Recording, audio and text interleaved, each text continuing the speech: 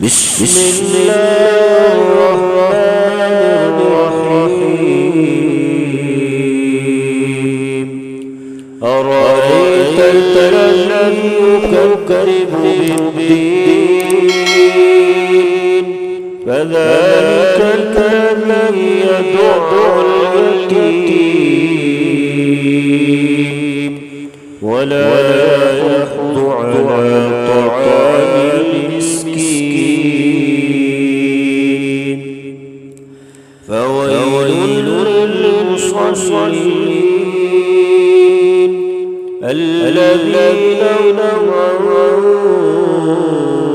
صلاتهم ساهون الذين هم يراءون